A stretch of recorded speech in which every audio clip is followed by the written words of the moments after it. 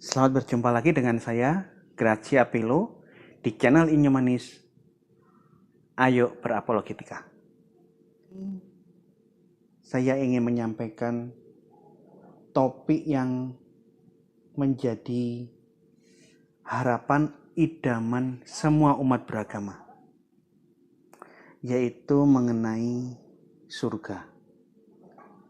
Jadi saya akan jelaskan di sini surga menurut perspektif Kristen dan juga surga seperti yang ditulis di dalam buku-buku umat Islam.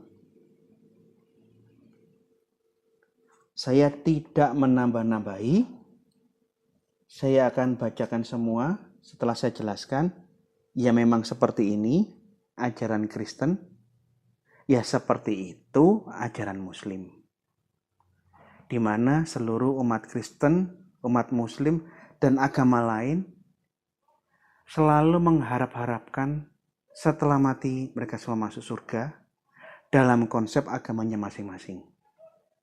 Oh ya, saya ingin jelaskan, ruangan ini bukan kantor saya. Ini kantornya teman saya pinjem untuk melakukan rekaman-rekaman. Karena rumah kontrakan saya kecil, di rak-rak buku ini adalah buku-buku dari rumah saya bawa di sini, karena memang nggak cukup di rumah saya kecil. Saya kontrak di rumah yang nggak terlalu besar. Jadi saya tidak utusan gereja manapun, saya tidak digaji gereja, saya bukan dosen, saya tidak digaji oleh organisasi Kristen manapun. Saya independent ministry, membaktikan ilmu saya di media sosial. Ya, kembali lagi. Saya sebenarnya tidak familiar dengan media sosial. Saya hanya dipanggil mengajar di persekutuan-persekutuan doa di gereja-gereja. Namun gara-gara corona, beberapa kelas pemuritan tentang apologeti yang saya ajar tidak bisa mengikuti pelajaran apologetika yang saya ajarkan. Akhirnya saya coba berusaha mengajarkannya ini dan saya upload di YouTube. Nah, sekarang saya akan menjelaskan tentang surga. Di dalam Alkitab, surganya Kristen dan Yahudi itu sama. Gambaran tentang surga itu dimensi spiritual, dia ilahi, penuh kekudusan, dan sama sekali melampaui, sama sekali tidak ada unsur jasmani, nafsu, ragawi. Surga berisi makhluk-makhluk rohani, para malaikat yang melayani Tuhan, orang-orang kudus, dan orang-orang yang nantinya akan masuk. Suasananya itu suci, ilahi, hanya pujian dan penyembahan kepada yang maha tinggi di dalam kesukacitaan ilahi. Sama. Di dalam surganya Kristen dan Yahudi, tidak ada seksual. Ini penting. Di dalam rekaman yang kemarin saya sudah jelaskan, Yesus berkata bahwa di kehidupan yang akan datang, di hari kebangkitan, di kehidupan yang kemudian, manusia tidak kawin dan dikawinkan, melainkan hidup seperti malaikat. Tubuh ragawi kita akan diubahkan dalam tubuh rohani seperti malaikat, dan kita tidak kawin dan tidak dikawinkan. Yang mengajarkan di surga ada seks, ada pernikahan, ada hubungan seksual. Yesus berkata, kamu sesat, kamu tidak mengerti kitab suci dan itu bukan dari Allah. Nah, di dalam perjalanan kekristenan, bidat-bidat Kristen, ini ada buku, pembuktian dari bapak-bapak gereja tentang kesesatan aliran Yahudi Kristen. Ada bidat-bidat Yahudi Kristen yang pertama kali mengajarkan di surga ada seks. Namanya bidat Kerintus. Mengenai bidat-bidat Yahudi perdana, saya sudah tulis di dalam buku ini. Saya sudah jelaskan tentang bidat-bidat Kristen di dalam buku yang pertama kali saya tulis. Ini adalah buku yang pertama kali yang saya tulis mengenai bidat Ebionit, bidat Serintus, sekte Nasareni, sekte Esau, dan sebagainya. Buku saya banyak mengutip dari buku ini. Kalau buku-bukunya Irenaeus yang mengutip tentang Serintus, Hippolytus, Epipanius, Theodor Abukunai, banyak buku-bukunya saya punya, tapi saya tidak perlu bawa karena terlalu banyak nanti di sini. Nah, bidat Serintus itu kata bapak-bapak gereja, dia muridnya Nikolaus. Nikolaus yang ditolak, yang diserang sama Yohanes di kitab Wahyu. Serintus mengajarkan Yesus anak biologis Maria dan Yusuf. Yesus mati disalib tidak untuk menebus dosa manusia. Dan aliran Serintian yang diajarkan Serintus, dia mengajarkan di surga akan ada kesenangan jasmani, ada hubungan seks, ada pernikahan selama 1000 tahun. Nah, bidat Serintus ini markas besarnya di Galatia. Itulah sebabnya Rasul Paulus menyerang dia habis-habisan di surat Galatia. Yuk, kita lihat tulisan bapak-bapak gereja mengenai ajarannya Serintus.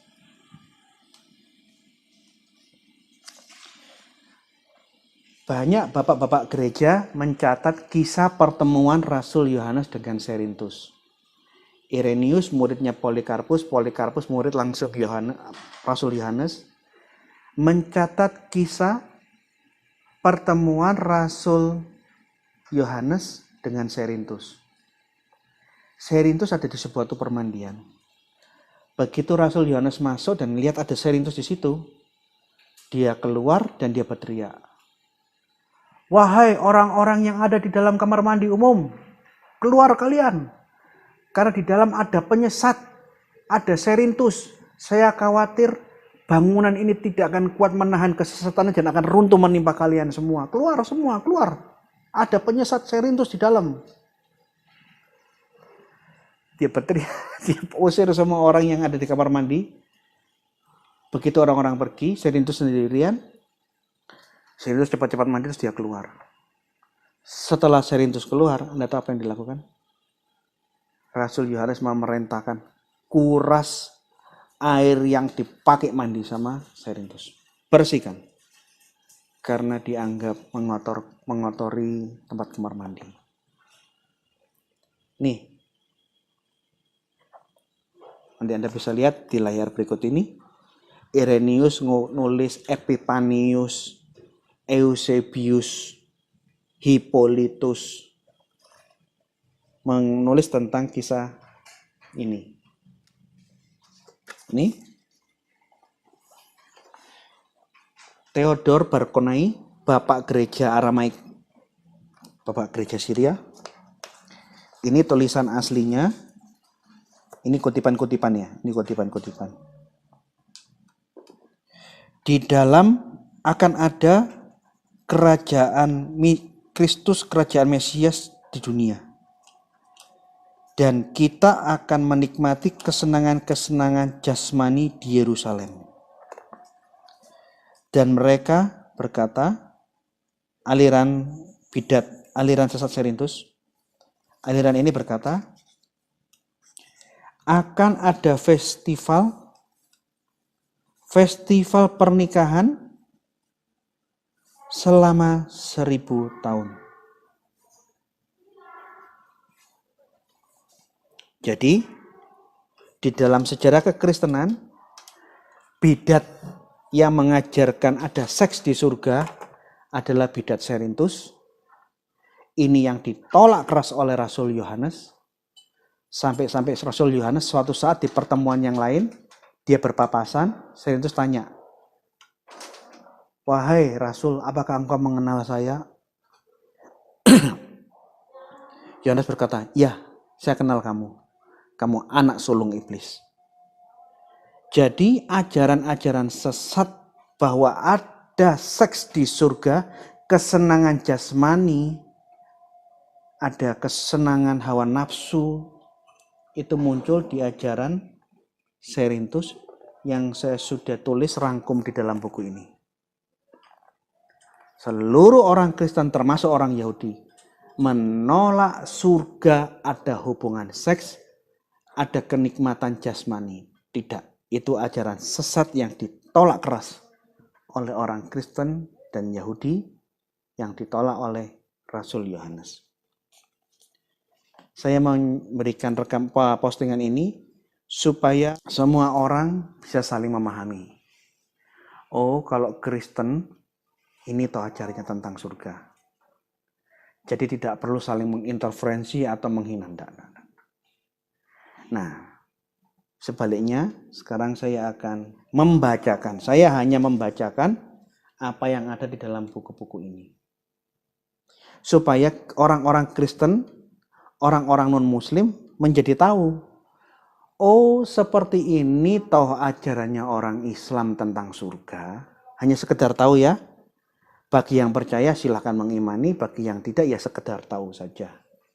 Saya akan mengawali dari buku ini. Ini Tamasya ke Surga, ini bukunya ulama zaman dahulu, Ibnul Qayyim Al-Jauziyah. Dia rangkumkan di dalam buku ini berbagai hadis mengenai surga dan suasananya. Ini yang diimani semua orang Muslim. Aliran apapun, semua orang Muslim termasuk mu'alaf, semua akan menuju ke surga, mengharapkan surga versi Islam. Surganya seperti ini. Yuk kita lihat. Pertama, saya tunjukkan di dalam Al-Quran seperti yang dikutip di dalam bukunya Ibnul Qayyim. Ayat tentang kenikmatan surga ada di dalam surat Yasin 55. Untuk lebih jelasnya, kalian di rumah, orang-orang Muslim, tolong bandingkan dengan lihat tafsir Jalalain, penjelasan surat Yasin 55, penjelasan tafsir Ibnu Katsir, penjelasan tafsirnya Al-Qurtubi dan yang lain yang saya tidak bawa di sini. Ini.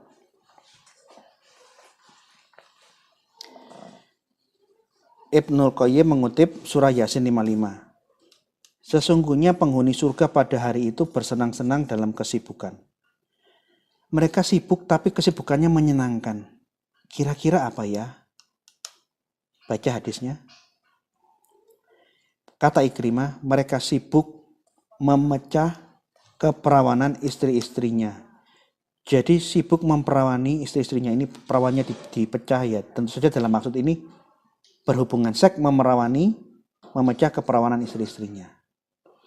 Dan penjelasan ini ada di tafsir macam-macam. Tafsir Ibnu Katsir menulis, tafsir Jalalain, tafsir Al-Qurtubi, tafsir-tafsir yang lain, tafsir At-Tabari semua nulis tentang hal ini. Hadis yang lain dari Abdullah bin Ahmad berkata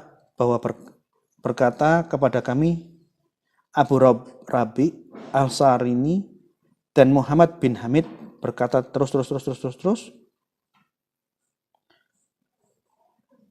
Penjelasannya Abdullah ibnu Mas'ud, kesibukan di surga adalah memecah keperawanan istri-istrinya. Ini hadis yang lain juga sama. Hadis dari jalur yang lain. Dari Al-Asam, dari Ibnu Abbas bin Walid, dari Syu'aib dan seterusnya sama. Hadis dari jalur yang lain mengatakan bahwa maksud surat Yasin 55, kesibukan yang menyenangkan itu, bersenang-senang dalam kesibukan, ahli-ahli surga sibuk memecah keperawanan istri mereka. Jalur yang lain, Muqatil juga berkata, nih, Muqatil berkata, ini Muqatil bin Sulaiman mungkin, mereka sibuk memecah keperawanan istri-istrinya ketimbang ingat kepada penghuni neraka. Ya, mereka tidak akan ingat kepada penghuni mereka dan tidak peduli kepada mereka. Abu Al-Ahwas berkata, mereka sibuk memecah keperawanan daripada bercandaria di kamar pengantin. Ini masih ayat. Ini masih ayat Al-Quran surah Yasin 55 beserta penjelasan mengenai makna surat Yasin 55. Hadisnya ini bukan hadis 1, 2, hadis saat bukan. Ini hadisnya mutawatir yang menceritakan makna dari bersenang-senang dalam kesibukan mereka di surga adalah memecah-mecah keperawanan istri-istri mereka. Itu hadisnya banyak sekali. Yuk kita lihat lagi ya. Ini lihat.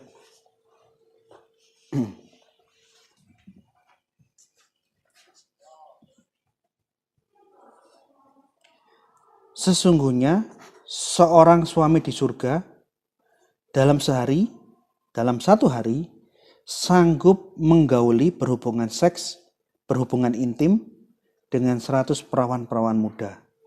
Sanad sahih. Nih, ada lagi hadis yang lain. Kalau ini hadis dari Abu Hurairah. Hadis dari Abu Hurairah ini sahih, ada hadis lagi yang lain. Di surga, ini hadis dari Anas bin Malik. Di surga orang mukmin, orang beriman, orang-orang muslim yang masuk surga diberi kekuatan sekian banyak untuk menggauli wanita. Ini hadis sahih melalui Tirmizi. Ada lagi yang lain.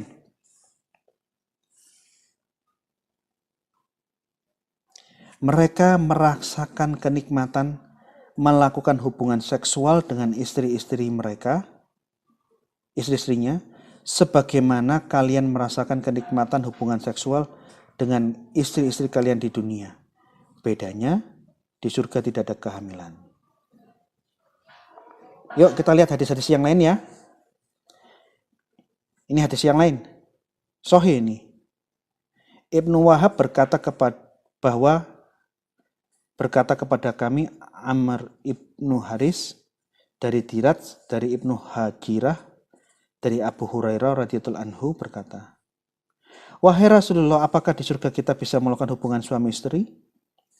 Jawab Rasulullah Shallallahu Alaihi Wasallam, ya demi zat yang jiwaku berada di tangannya, jima demi jima. Jima itu hubungan kelamin, seks demi seks, persetubuhan demi persetubuhan. Jika ia bangun daripadanya, jika setelah menyelesaikan hubungan seks dengan istrinya, maka istri yang tadi langsung perawan kembali. Nih, hadis yang lain dari Tabrani. Sesungguhnya jika penghuni surga usai menggauli istri-istrinya, maka mereka langsung kembali perawan lagi. Ini coba lihat nih. Banyak sekali hadis-hadis tentang surga yang diimani. Inilah harapan tujuan akhir semua mu'alaf dan orang-orang muslim.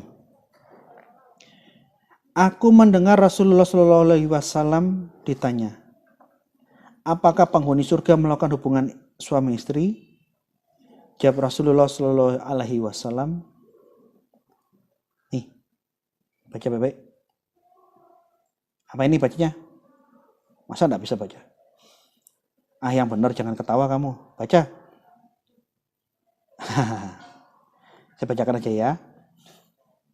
Penis yang tidak pernah lemas, syahwat yang tidak pernah padam, dan jima demi jima, dan hubungan seks demi hubungan seks, dan persetubuhan demi persetubuhan. Saya kalau baca, mulut saya capek karena jumlah hadis yang menggambarkan tentang aktivitas di surga, aktivitas persetubuhan di surga ini banyak sekali. Kenikmatan di surga tidak hanya ini tentu saja. Di dalam bukunya P. Arifin yang saya tidak bawa, Kehidupan Setelah Kematian, P. Arifin mengatakan surganya Islam jauh lebih sempurna dari surganya agama lain. Karena kalau surganya agama lain hanya memiliki kenikmatan rohani, kenikmatan spiritual, surganya Islam lebih lengkap. Ada kenikmatan jasmani dan kenikmatan rohani. Ya tentu saja kenikmatan jasmaninya ya seperti Anda baca di sini. Kenikmatan bersetubuh menggauli istri-istri mereka bidadari-bidadari maupun istri dari dunia yang masuk surga. Coba kita baca lagi ya. Saya hanya membacakan, saya tidak memfitnah, tidak menutup-nutupi. Saya hanya paparkan ini ajaran Kristen, ini ajaran Islam. Nah, saya hanya membacakan isi buku ini.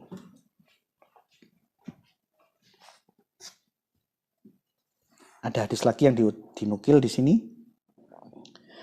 Rasulullah SAW pernah ditanya apakah penghuni surga bisa menggauli istri-istrinya. Jawab Rasulullah SAW, ya, dan demi zat yang jiwaku ada di tangannya. Nih baca. Ayo. Kalau kalian orang Jawa, tolong terjemahkan dalam bahasa Jawa. Kalau kalian orang Batak, orang Nias, orang Sulawesi, orang Bali, terjemahkan dalam bahasa daerah kalian masing-masing. Dengan penis yang tidak pernah lemas. Ayo terjemahkan. Nih baca. Vagina yang tidak pernah tertutup dan syahwat yang tidak pernah padam. Ya tolong ya, diterjemahkan dalam bahasa daerah masing-masing yang ada di Nusantara. Dalam bahasa Ambon seperti apa nih? Nih. Bahasa apa ya? Bahasa Aceh, bahasa Jambi, bahasa Kalimantan, bahasa Dayak. Terjemahkan. Karena saya tidak memahami bahasa-bahasa daerah yang ada di Indonesia. Sekarang ini bukunya Imam Al-Ghazali, Ihya Ulumuddin. Ini ulama abad 11, abad 12 yang sangat dihormati kelompok Sunni. Dia pengikutnya Imam Asy'ari dari kelompok yang mendukung ilmu kalam. Di bab terakhir dari Ihya Ulumuddin, di surga ada bangunan istana terhadap 70 kamar berwarna merah. Dan di setiap kamar terdapat 70 kamar lebih kecil berupa hijau, dan di setiap kamar kecil itu terdapat sebuah singgasana. Dan di atas setiap singgasana terdapat 70 tempat tidur warna-warni. Dan di setiap tempat tidur terdapat seorang gadis cantik bermata hitam manis. Di setiap kamar terdapat 70 lemari makanan. Di dalam setiap lemari makanan terdapat 70 jenis makanan. Di dalam setiap kamar terdapat 7 gadis. Jadi satu kamar ada 7 gadis. Setiap mukmin, setiap orang-orang beriman yang masuk surga, orang-orang muslim yang masuk surga, katanya buku ini, akan diberi kekuatan pada pagi hari sehingga dapat berhubungan intim dengan mereka sepanjang hari. Jadi itu mereka sudah ada di dalam kamar-kamarnya, satu kamar ada 7 gadis. Untuk apa? Ini loh. Nah.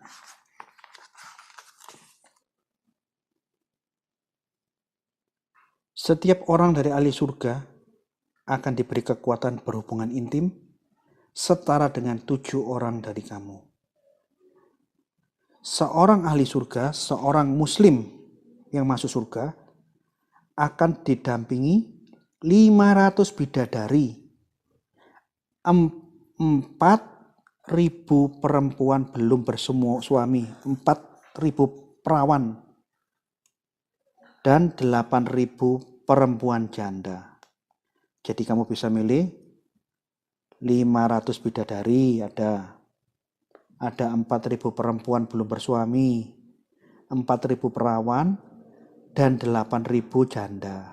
Nah, di surga terdapat pasar di mana tidak ada jual beli, tetapi terdapat laki-laki dan perempuan di dalamnya. Jika seorang laki-laki merindukan perempuan yang diinginkannya, maka ia akan berhubungan intim dengannya pada saat itu juga. Kling, perempuannya hadir dan bisa berhubungan intim dengannya di sana. Para bidadari akan bernyanyi memuji Allah. Wah, puji Tuhan. Alhamdulillah. Dengan ikhlas di surga. Bidadari-bidadari itu ikhlas kalau ahli surga suaminya ini berhubungan seks dengan siapa saja yang menjadi bagiannya. Dengan bidadari nomor 5, bidadari nomor 7, semua itu ikhlas, tidak ada yang cemburu. Nih. Pendeknya begini, Al-Ghazali mengatakan di dalam buku yang lain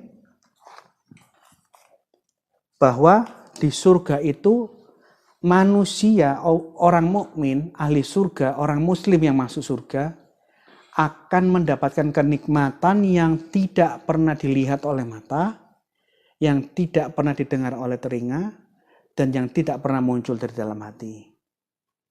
Narasi hadis ini agak mirip dengan tulisannya Paulus di dalam surat-surat Paulus. Nih, kalau pergi ke toko-toko buku muslim, cari buku-buku tentang bidadari-bidadari surga. Semua sama. Hadis yang paling kutipan hadis yang paling umum, di surga akan dikawinkan dengan 70-72 bidadari, kan itu yang paling umum, ya. Tapi hadis yang lain mengatakan tuh 400-500 bidadari malah. Ini contoh hadis yang umum ya. Ini contoh ya. Buku tulisan Muhammad bin Abdul Wahab Al-Wusabi.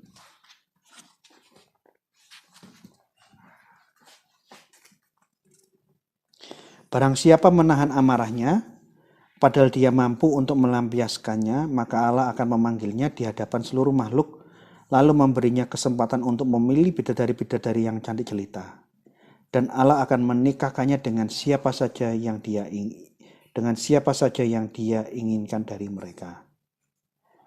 Ini ada di dalam Abu Dawud, Musnad Ahmad, riwayat Tirmidzi, An-Nasai, Ibnu Majah, At-Tabrani. Ini buku yang lain lagi.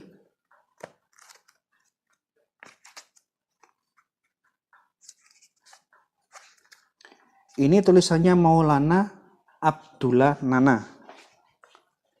Bidadari surga, Maulana Abdullah Nana.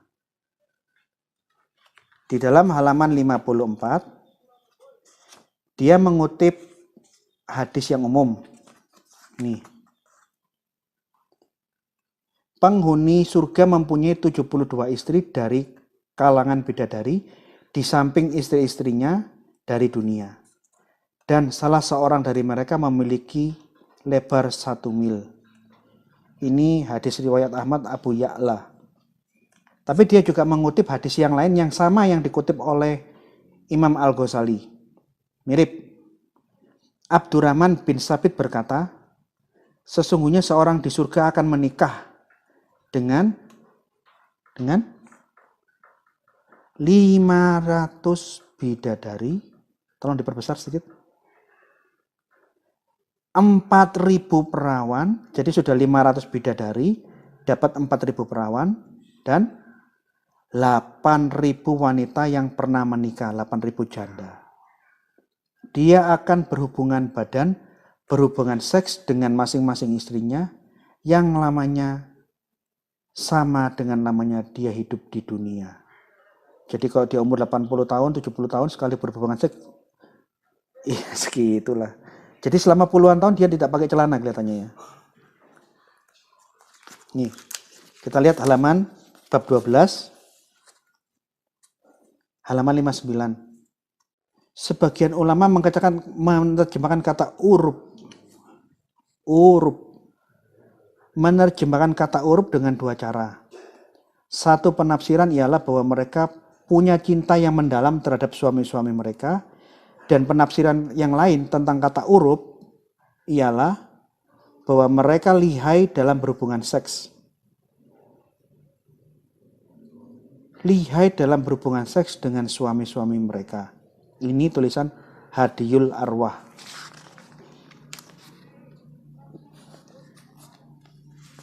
Nih, hadis yang lain. Di dalam surganya Islam yang menjadi dambaan dan tujuan akhir semua orang muslim dan para mu'alaf.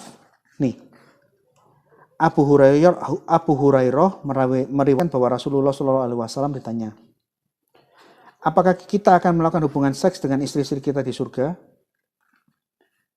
Muhammad menjawab, seorang laki-laki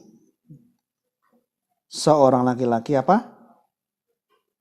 Akan berhubungan seks dengan 100 perawan dalam satu pagi. Hadis riwayat Abu Ya'la, Baihaqi, Tabrani, Basar. Nah, satu pagi memperawani 100 perempuan. Dan setelah perawannya dipecah, setelah berhubungan seks, begitu dicopot batang kegelian itu, kemaluan perempuan-perempuan istri-istri yang di surga itu kembali menjadi perawan. Jadi setiap kali ahli surga, orang mukmin, jikalau dia ingin menggauli istri yang sama, dia akan merasakan seperti memerawani kembali. Gitu. Nih, Anda mau pakai buku manapun ya sama aja, karena yang dibaca ya itu aja.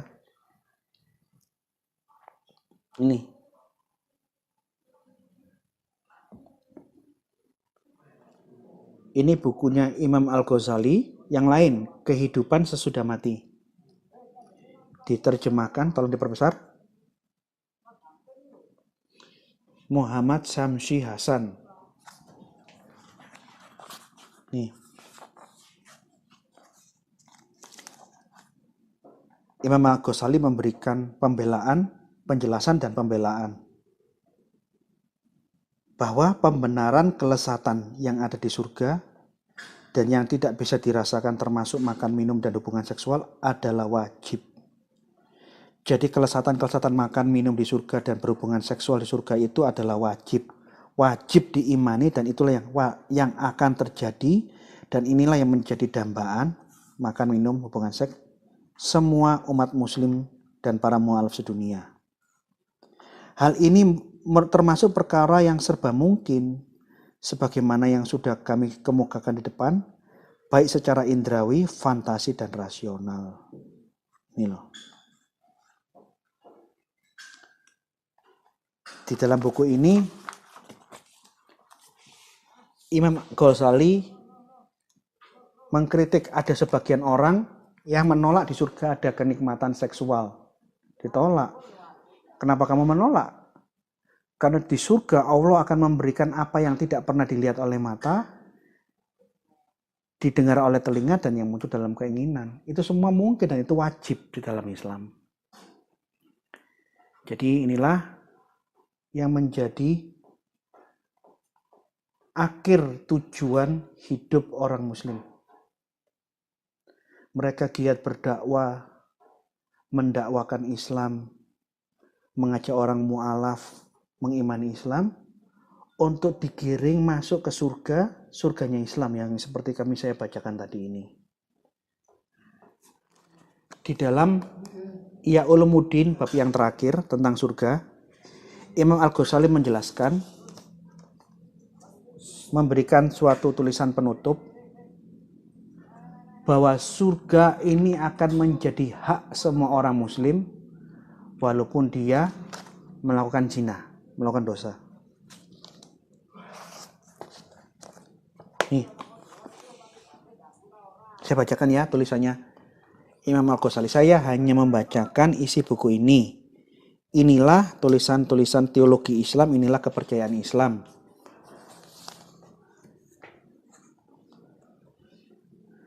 Rasulullah Shallallahu Alaihi Wasallam bersabda, Jibril alaihissalam datang di Gua Hira dan berkata kepadanya, berilah kabar gembira kepada para pengikutmu bahwa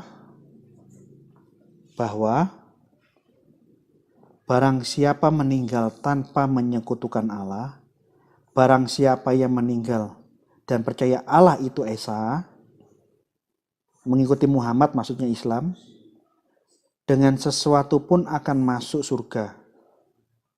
Lalu aku bertanya, ya Jibril, sekalipun ia mencuri dan berzina? Dia berkata, Jibril yang ketemu Muhammad berkata, ya, sekalipun ia mencuri dan berzina. Hal ini diulang-ulang sampai 3 kali.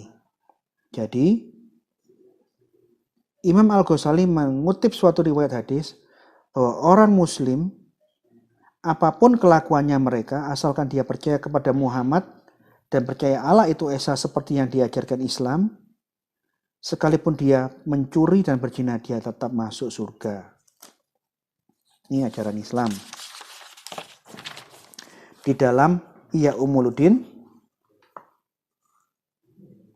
ini Rasulullah bersabda, tidak seorang muslim pun mati sehingga ia melihat tempatnya di neraka diisi oleh orang Yahudi dan Nasrani. Jadi dalam ajaran Islam ada suatu keyakinan bahwa orang muslim tidak akan mati sampai tempatnya di neraka diisi oleh orang Yahudi dan Kristen. Sehingga dia tidak akan masuk neraka tapi masuk surga sekalipun mencuri dan berzina. Nih. Nah, jadi memang inilah yang diimani oleh orang-orang muslim. Kalau saya sih saya tidak percaya ini semua. Dari pertama kali saya baca tulisannya Ibnul Qayyim, saya baca Ihya Ulumuddin, saya baca buku apapun, saya tidak percaya.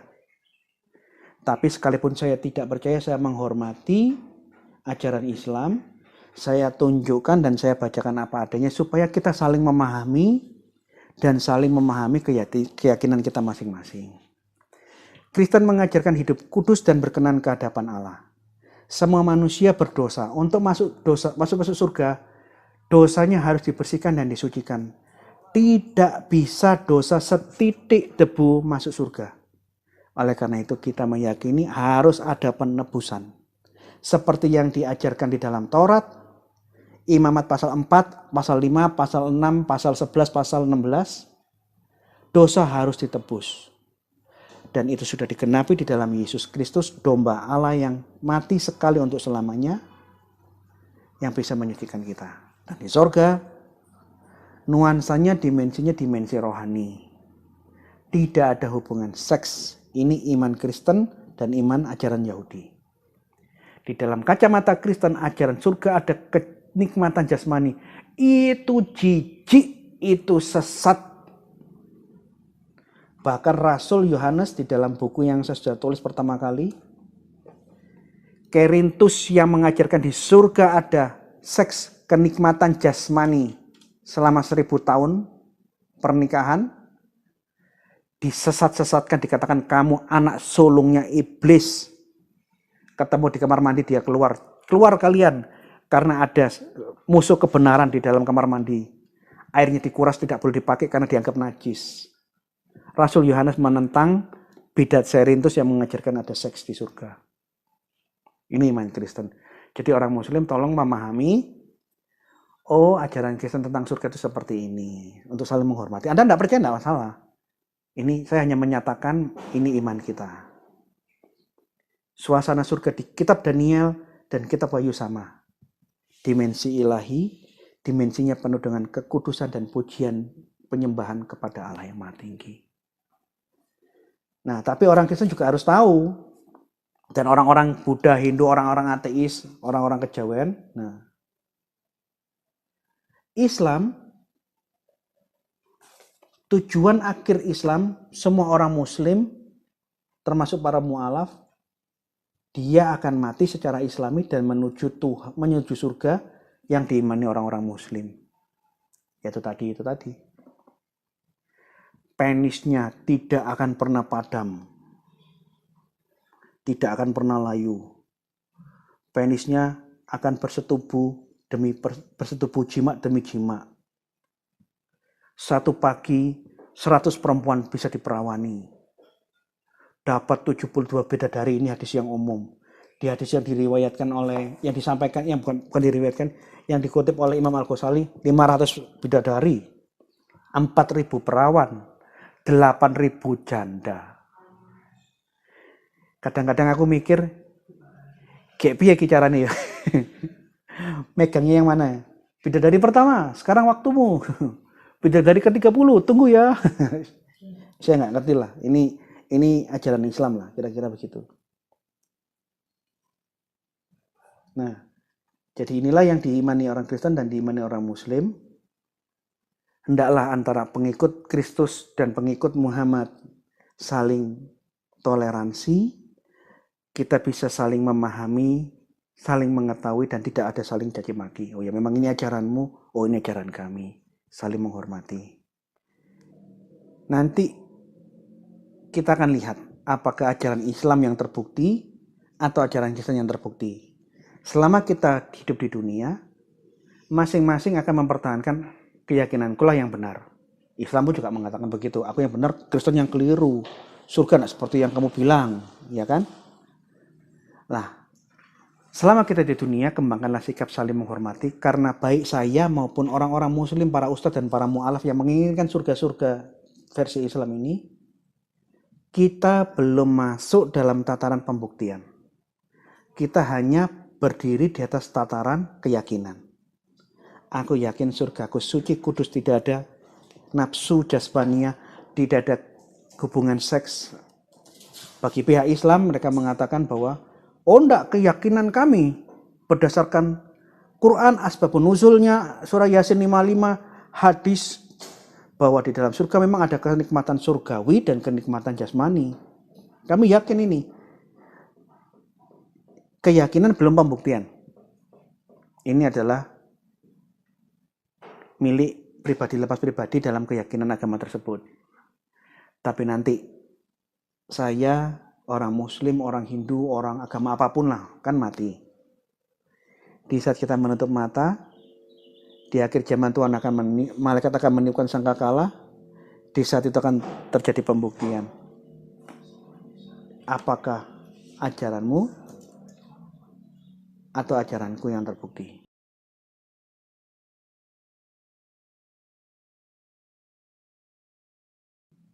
Mengenai pernikahan anak domba yang ada di dalam kitab Wahyu, itu kiasan. Bukan harafiah. Masa orang Kristen ke surga hanya duduk menyaksikan kambing kawin? Ya enggak gitulah. Itu orang yang otaknya terlalu primitif. Ini yang banyak terjadi di dalam polemikus muslim. Mereka menyangka di surga orang Kristen akan duduk melihat kambing kawin. Itu kan orang-orang yang orang dungu, orang yang tak berotak. Itu bahasa kiasan. Gereja dikiaskan mempelai perempuan. Dia akan bersatu dengan mempelai laki-laki, ketemu dengan pencipta alam semesta, yaitu Yesus Kristus. Menyatu bertemunya gereja dengan penciptanya, itulah yang dibilang pernikahan anak domba. Ini kiasan, tidak ada arti jasmani. Jadi jangan keliru ya, kalau ada kata pernikahan, kabar mempelai, pernikahan di surga, itu pernikahan anak domba, itu maksudnya bertemunya orang-orang Kristen yang sudah disucikan dengan darah Yesus, bertemu dengan penciptanya. Seks, kawin secara jasmani tidak ada. Itu tegas hukumnya. Rasul-rasul marah kalau ada yang mengajarkan ada seks, hubungan seksual, kenikmatan jasmani. Dan Epipanius mengatakan, Serintus muridnya Nikolaus. Dari Serintus turun ajaran Ebionit. Dan ajaran Ebionit ini menyebarkan doktrin sesatnya di Arab. Ini loh bukunya. Ini Epipanius. Ajaran Serintus kemudian turun ke Ebionit. Ebionit itu anaknya Serintus nih.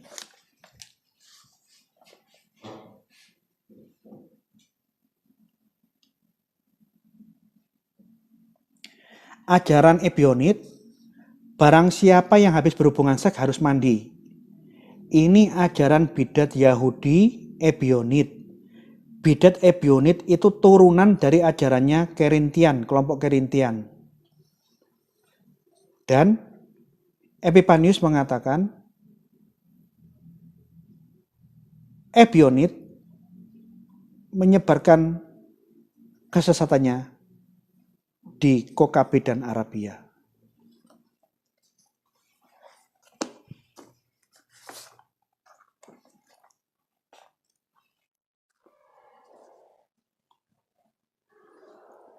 Ajaran Serintus menyebar Ebionit.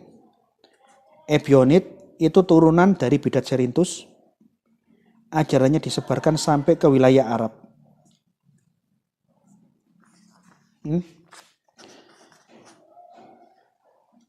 Bapak Gereja Victorinus Potovienensis dalam bukunya Commentarius Apokalipsin, Valentinus Serintus dan Ebionit dan lain-lain dari sekolah setan.